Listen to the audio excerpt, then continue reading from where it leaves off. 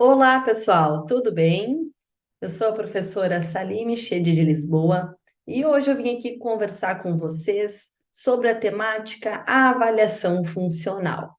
Mas antes de iniciar a aula de hoje, queria me apresentar. Eu sou formada em Educação Física pela Universidade Federal do Rio Grande do Sul.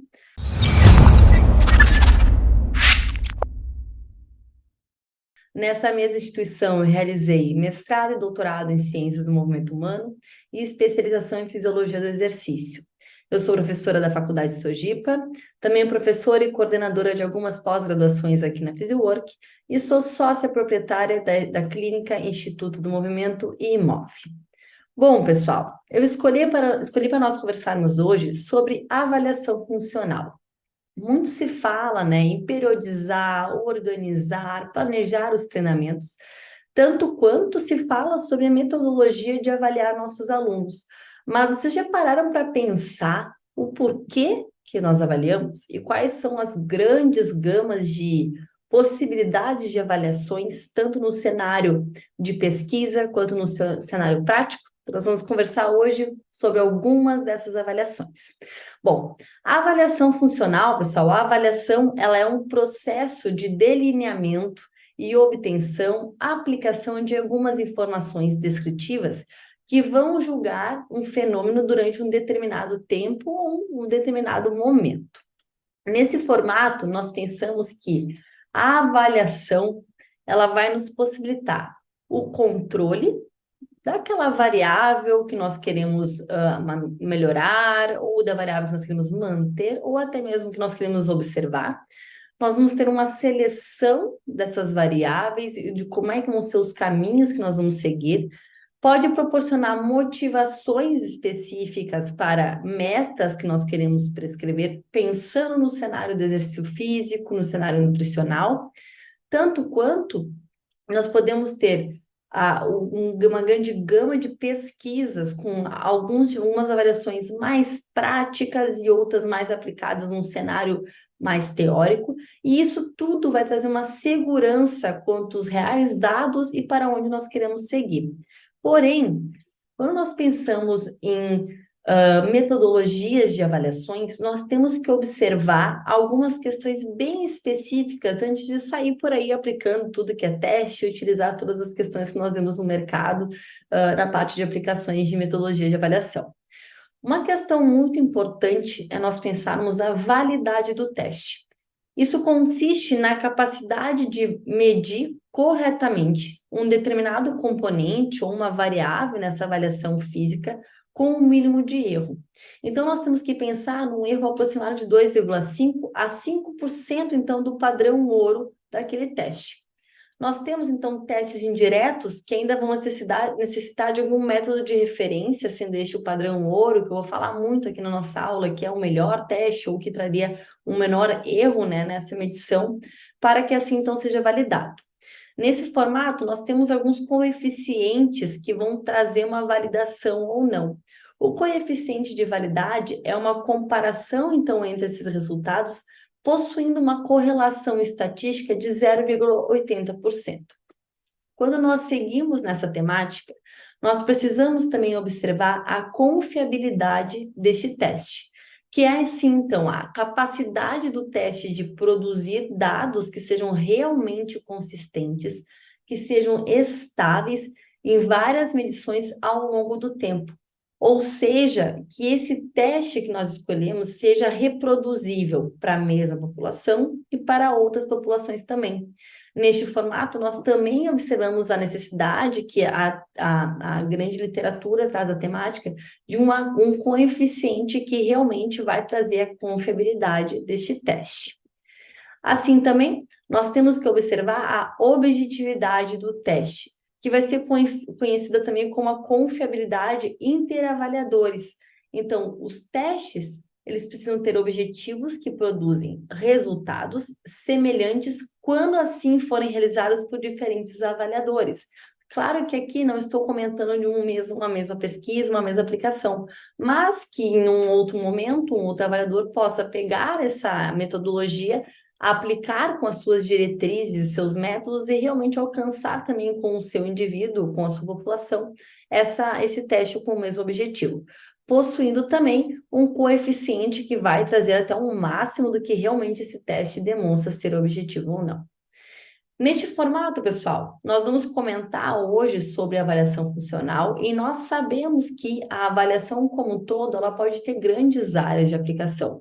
Pode ter desde a parte da área da saúde, que vai me trazer e me aproximar de indicadores de saúde, como, por exemplo, percentual de gordura, percentual de massa magra, IMC, alguns dados quanto à aptidão física relacionada à saúde, tanto quanto no formato de performance, onde nós vamos ter dados da aptidão física, como, por exemplo, variáveis de força, potência, resistência muscular, e vamos também ter valores quanto scout, quilogramas e metragens também. Neste formato, nós vamos começar a aula de hoje pensando em métodos de avaliação como um todo e observando alguns métodos conectados com uma parte mais corporal, seja no formato de estatura, peso, quilograma, percentual de gordura, mas eu voltarei em outras aulas também trazendo outros tipos de métodos de avaliação. Então, vamos pensar pela seguinte forma, pessoal. Uma das primeiras grandes metodologias que foram observadas foram a tabela de peso por altura, o nosso famoso índice de massa corporal, IMC.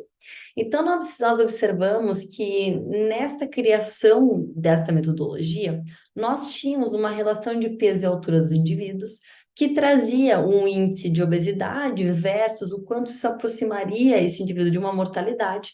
Tínhamos classificações onde íamos desde um formato de baixo peso até um sobrepeso e caracterização da pessoa como obeso, possuindo diversas desvantagens. Por mais que ainda seja fortemente aplicado no dia a dia, este teste ele exclui a composição corporal como um todo e também em formato de observação, por exemplo, de gordura intervisceral.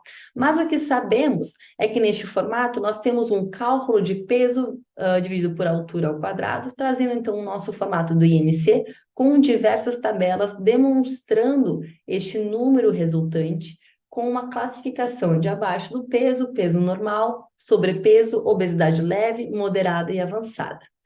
Aí, gente, o que nós podemos observar é que nós tivemos essas grandes observações, foi muito aplicada, ainda é muito aplicado o IMC, porém é necessário nós observarmos que este cálculo ele foi pensado e reproduzido inicialmente para questões populacionais, porque eu não estou observando somente um indivíduo, estou abrindo essa grande gama e de uma maneira geral que não vai me trazer especificidades e algumas individualidades de cada pessoa. Então, aqui, por exemplo, nós podemos ter uma pessoa com uma estatura muito alta e um peso normativo, porém, vai dar que essa pessoa está num caso de obesidade, por sua composição corporal, seja de massa corporal ou formato ósseo. Então, neste formato, apesar dessa desvantagem, traz uma vantagem quanto à praticidade de aplicação e que traz uma primeira ideia de como essa pessoa está. Porém, é variável, né? Pois nós podemos observar os mais diversos tipos corporais de pesos por estaturas que vão aproximar essas pessoas talvez de um caso de observação dentro da tabela de caracterização e de categorias completamente diferente do que essa pessoa realmente está. Nós podemos observar, por exemplo, as diferenças corporais, quanto atletas fundistas até halterofilistas, tanto quanto ao polo aquático até o sumô, que vão nos dar, talvez, uma situação que está errônea, que não está conectada com realmente como esta pessoa é. Então, neste formato, nós temos a observação de uma ideia de IMC de controle, e nós temos já hoje em dia também cálculos que podem aproximar essa pessoa dentro do seu IMC inicial, por ser fácil de calcular, de uma aproximação da sua atividade diária. Então, nós temos, por exemplo, um IMC ajustado para pessoas esportivas, para corredores, entre tantas outras questões que vão trazer, apesar de ser uma coisa mais epidemiológica, fazer uma aproximação do quanto essa pessoa está ou não nesse caso real mesmo. Mas aí nós temos ainda outras evoluções mais fáceis, né, digamos, de aplicar na prática diária, como a relação cintura-quadril, que nós temos também algumas vantagens e desvantagens, pensando no formato, que a formatação corporal, ela está dividida já numa ideia entre um corpo androide ou ginoide. E nós temos tabelas que vamos trazer também dentro dessas medições, se essa pessoa está com uma classificação de risco baixo, moderado, alto ou muito alto, ajustada essa questão pensando num risco quanto a algum acidente cardiovascular ou alguma outra questão de doenças cardiovasculares. Porém, pessoal, nós sabemos que, e cada vez mais se traz essa ideia quanto à necessidade de avaliação da composição corporal. O que está compondo esse corpo no formato ginoide, androide, ou num formato mais pensando numa ideia geral de IMC? Nisso, nós temos, então, diversas metodologias de aplicação, sendo elas de formato direto, indireto e duplamente indireto. Nós vamos conversar sobre algumas delas para conhecimento de vocês e também pensar o que é facilmente aplicado no dia a dia, seja você nutricionista, seja você fisioterapeuta ou profissional de educação física.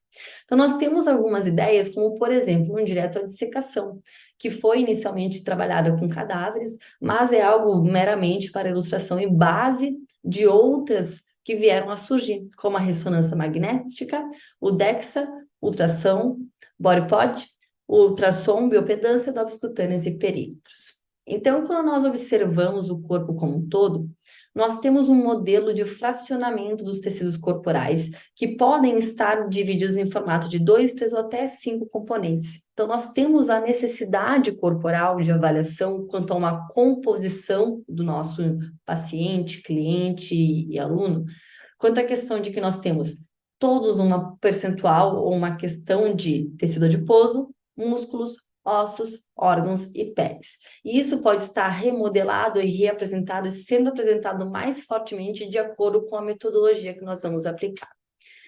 Então, quando nós pensamos em observação da composição corporal, nós temos diversas questões que nós poderíamos ir num formato tanto acadêmico quanto prático, como diluição de isótopos, conteúdo de potássio corporal, dissecação, ressonância magnética, DEXA, ultrassom, pesagem hidrostática, a bioimpedância, tomografia computadorizada, radiografia, dobras cutâneas e perímetros. Porém, claro que nem todas essas são de um acesso tão rápido prático no dia a dia. Muitas delas são um padrão mais do que ouro, conectados somente com setores hospitalares ou setores ligados à parte de coleta de dados no formato mais científico.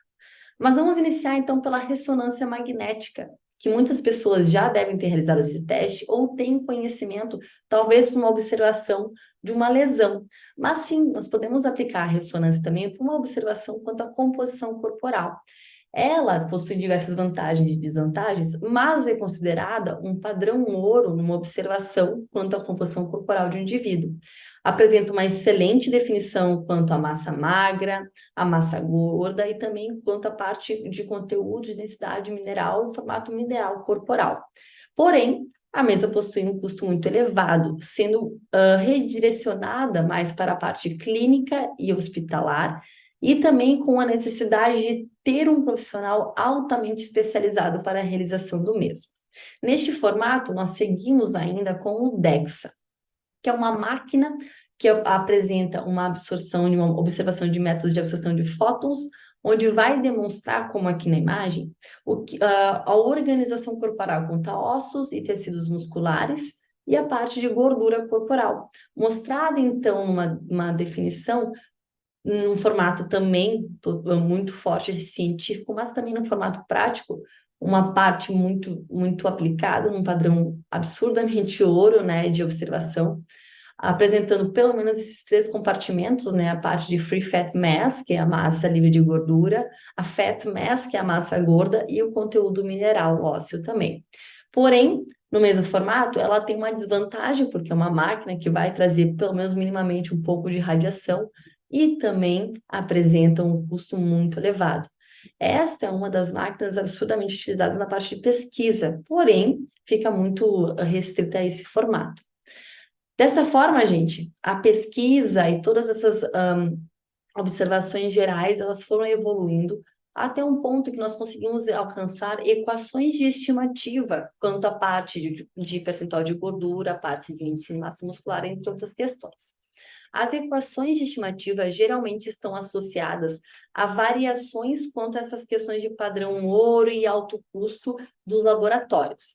Então, é muito recomendado hoje em dia também, apesar de ter sim alguma limitação, a aplicação dessas equações, que vai trazer, então, num formato, uma medida referência, um método que foi aplicado, sendo ele um método de padrão ouro, vai adaptar uma parte de observação quanto ao coeficiente de correlação que eu quero observar, porém, vai ser necessário observar o tamanho da amostra que foi realizada essa pesquisa, ou o tamanho da amostra dessa metodologia, a quem se deve aplicar essa equação e se essa equação realmente é validada para a população. Então, nós temos aqui como validar toda a parte de composição corporal para homens, mulheres e crianças, tanto quanto algumas equações de estimativa que podem ir para outras áreas que nós vamos falar ainda, como a capacidade de consumo de oxigênio máximo, relativo, entre tantas outras questões.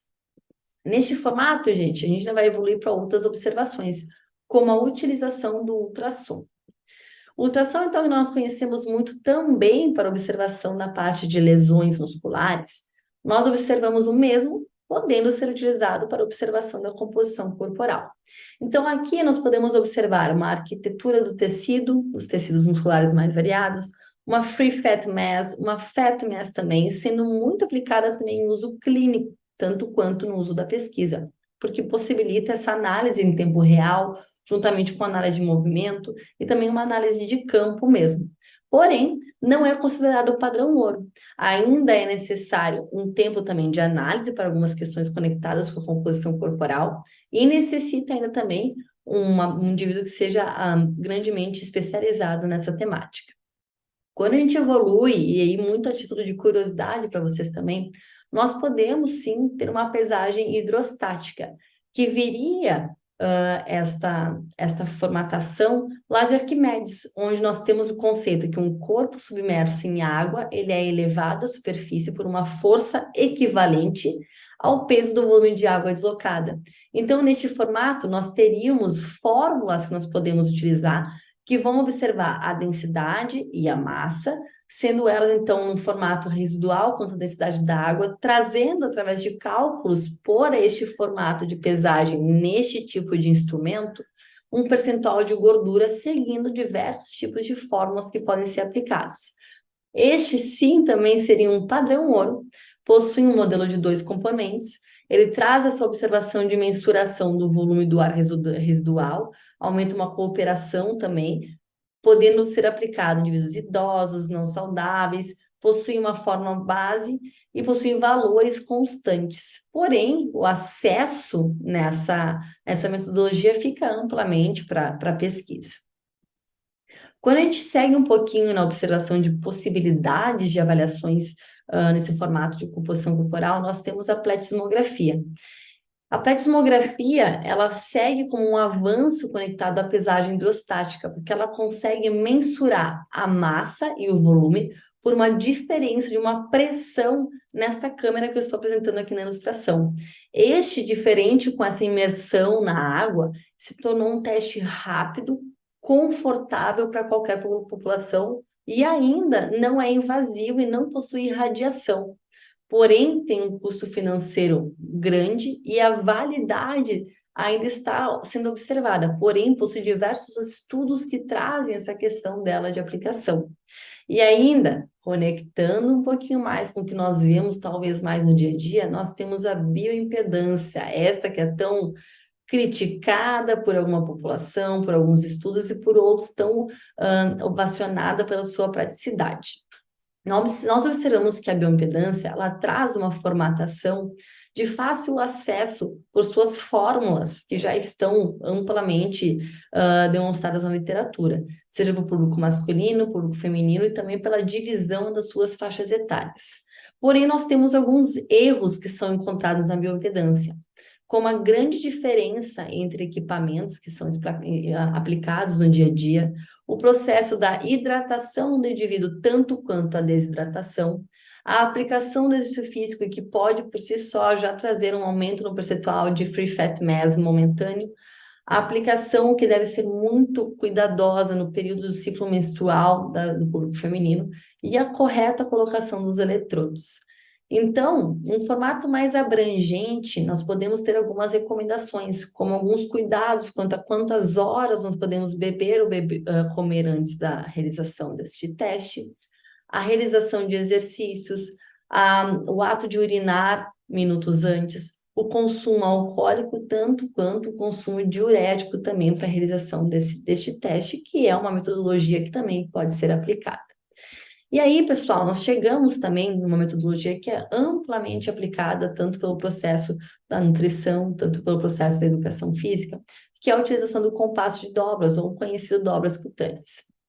Nesta formatação, nós temos diversos tipos de materiais, dos mais simples, plásticos diários, tanto quanto os considerados mais avançados para a pesquisa. Nesta formatação, é muito aplicado no dia a dia, fortemente pelo público de personagens trainers também, treinadores da parte de treinamento físico, mas nós possuímos alguns erros muito comuns, que é a incorreta localização das dobras cutâneas. Nós temos diversas metodologias de aplicações de acordo com vários autores que podem trazer a aplicação de 7, 8, 2 dobras cutâneas e pontos que devem ser seguidos de perimetria e pontos de medições que devem ser ou não aplicadas, tanto quanto o posicionamento que o compasso vai ser realizado. Então, neste formato, nós temos esse erro na escolha das dobras, tanto quanto uma incorreta observação interavaliador e intraavaliador. O que se sabe é a necessidade de pelo menos 2 medidas e uma pressão constante do compasso. Porém, ainda nós podemos encontrar diversos erros quanto ao fato de hidratação, a aplicação de exercício físico, o período no ciclo menstrual, a incorreta medição de um momento no lado esquerdo, outro no lado direito, então é necessário uma padronização. Em indivíduos obesos, talvez seja um pouco mais difícil o acesso real dessas dobras. Então, como recomendações práticas para uma aplicação, e obviamente nós teremos a necessidade, né, de aprimorarmos os estudos, escolher qual é a metodologia que nós vamos aplicar, é que o indivíduo que estiver realizando essa testagem seja criterioso na localização das dobras, tanto na escolha da metodologia quanto na repetição da mesma. É necessário e muito importante lembrar-se de uma medida em circuito, então seguir todas as dobras solicitadas pela metodologia e depois reiniciar, para não ter um acúmulo local, né, daquela dobra que está sendo medida pela pressão constante da mão no ponto. É necessário, então, observar uma pele seca, sem loção, com o mínimo de roupa para a medição, não medir pós-exercício, praticar esta avaliação, porque pessoas inexperientes costumam errar muito, tanto no ponto quanto na constância da utilização da busca da dobra, buscar compassos que sejam adequados ao seu nível e também ter constante treinamento e atualização. Neste ponto, pessoal, nós temos uma primeira noção do que é a avaliação funcional, nós estamos iniciando a nossa conversa.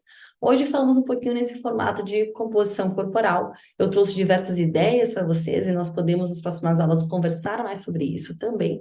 Mas a minha ideia daqui para frente é trazer outros formatos de avaliação. Então nós podemos conversar sobre flexibilidade, sobre testes de força, sobre testes de resistência muscular e sobre outros testes tão importantes quanto na parte cardiorrespiratória. Voltaremos a conversar, espero que tenham gostado muito da aula de hoje e qualquer coisa estou aí disponível para qualquer questão, qualquer dúvida, qualquer dica de novos conteúdos que vocês queiram falar um pouquinho. Um abraço e até mais!